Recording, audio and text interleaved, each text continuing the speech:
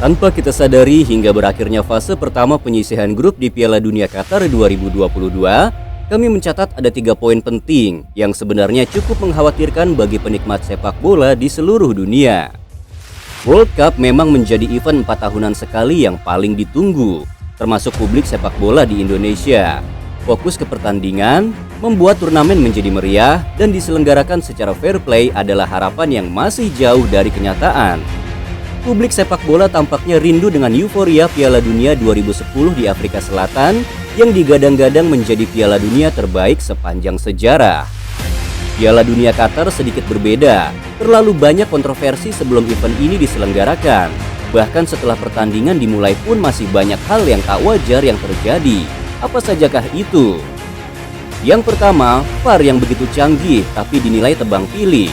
Kita semua awalnya sempat terpukau ketika salah satu partai paling ditunggu yaitu Argentina melawan Arab Saudi. Ada 3 gol yang dianulir karena offside dan kita disuguhkan oleh visual 3D yang canggih yang begitu detailnya menangkap pemain yang berada dalam posisi offside.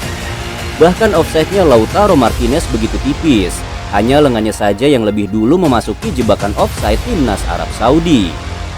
Maka 3 gol yang dianulir itu membuat kita percaya jika Piala Dunia kali ini adalah Piala Dunia paling adil dan transparan dibanding Piala Dunia edisi terdahulu. Anggapan ini diperkuat saat gol pertama Valencia yang dianulir oleh begitu detailnya VAR saat laga tuan rumah Qatar melawan Ekuador. Namun anggapan itu seketika sirna saat pertandingan Portugal melawan Ghana.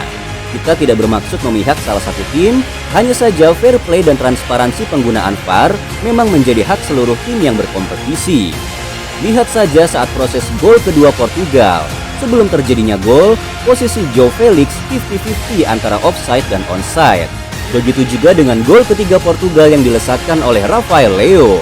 Ini pun sama, posisinya 50-50 antara offside dan onside.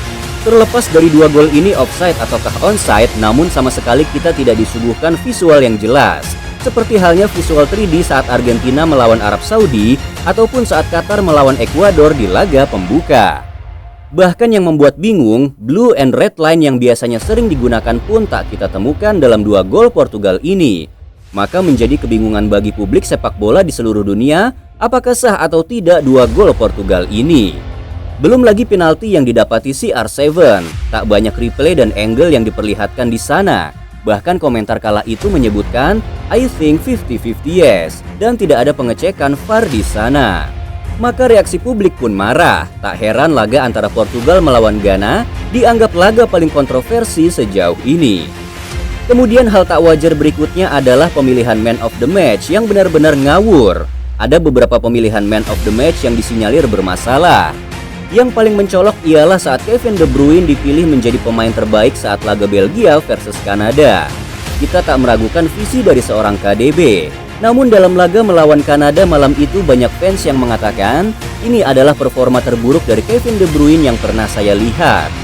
Tidak hanya penonton yang bingung, bahkan De Bruyne sendiri pun heran mengapa penghargaan itu diberikan pada dirinya.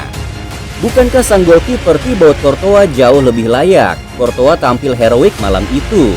Ia menjadi benteng kokoh di bawah mister gawang.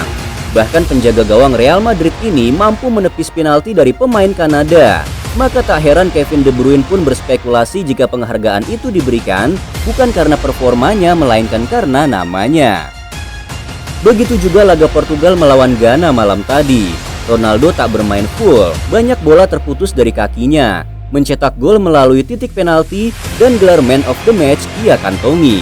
Padahal jika kita objektif, jelas Bruno Fernandes jauh lebih layak. Ia bermain bagai Spartan malam itu. Perannya vital dalam menjembatani lini tengah ke lini depan. Kerja keras dan 2 assist Bruno malam itu pun tak cukup untuk menjadikannya man of the match.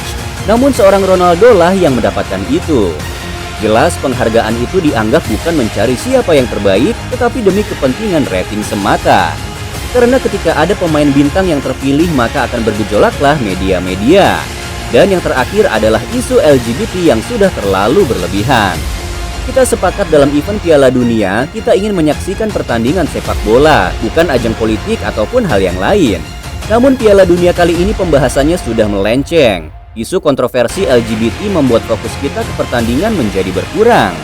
Terlalu kuatnya isu ini menggaung di Piala Dunia Qatar. Pemain yang seharusnya fokus mempersiapkan diri dan memenangi pertandingan tapi justru sibuk mengurusi ban One Love.